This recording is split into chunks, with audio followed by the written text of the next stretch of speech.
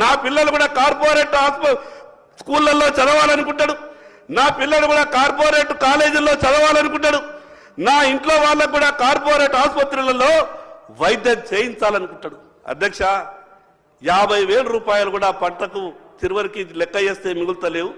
రైతు కార్పొరేట్ స్కూల్లో కానీ, కార్పొరేట్ కాలేజీలో కానీ, కార్పొరేట్ హాస్పిటల్లో కానీ వైద్యం చేయించుకునే పరిస్థితి లేదు, చదువు చెప్పించుకునేటువంటి పరిస్థితి లేదు.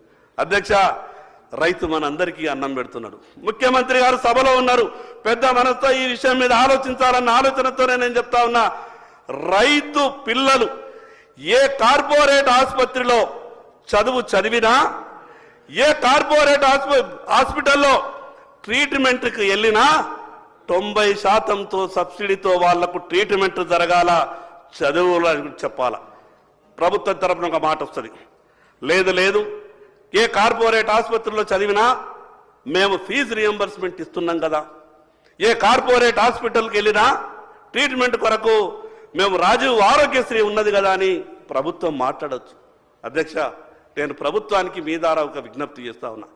కార్పొరేట్ హాస్పిటల్లో రైతు బిడ్డలే కావచ్చు, మిగతా వాళ్ళే కావచ్చు, ఈ ఫీజు రియంబర్స్మెంట్ మీద పోయే వాళ్ళని ఎట్లా చూస్తున్నారంటే, ఎందుకు వచ్చినరా మీరు మా కాలేజీకు, మిమ్మల్ని అడ్మిషన్ చేసుకుంటే రూపాయి వచ్చేది లేదు, సచ్చేది లేదు, కానీ మీ పేర్ల మీద సీట్లు ఇవ్వబడుతుంది, ప్రభుత్వం ఏమో రూపాయి ఇస్తలేదు, మీరు చదువుకున్నా ఒకటే చదువుకోకున్నా ఒకటే అనే విధంగా అవహేళనగా కార్పొరేట్ స్కూల్స్ ఆ కాలేజీలు మాట్లాడుతున్నాయి.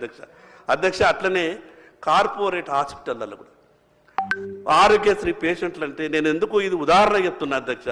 రైతు ఆదిలాబాద్ నుంచి హైదరాబాద్కు ట్రీట్మెంట్ కొరకు వచ్చిండు, నిమ్స్కు పోయితే నిమ్స్కు తప్ప ఎల్ఓసి వేరే దిక్కు లేకుండే, వేరే హాస్పిటల్కి వెళ్తే ఆరోగ్యశ్రీ లేదు అని బయటకు వెళ్ళగొట్టారు సార్.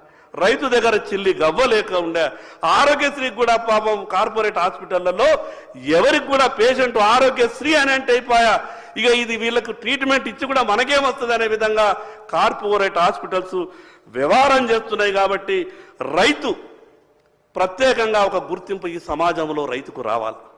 భరోసా అంటే కేవలం డబ్బు మాత్రమే ఇవ్వడం భరోసా కాదు, రైతు అనంటే ఈ సమాజం గౌరవించేటటువంటి పరిస్థితి రైతుకు రావాలి. అధ్యక్ష, ఆ రకమైనటువంటి ఆలోచన వచ్చినప్పుడే అధ్యక్ష రైతు ఏమన్నా బాగుపడే అవకాశం ఉంటుంది. అధ్యక్ష,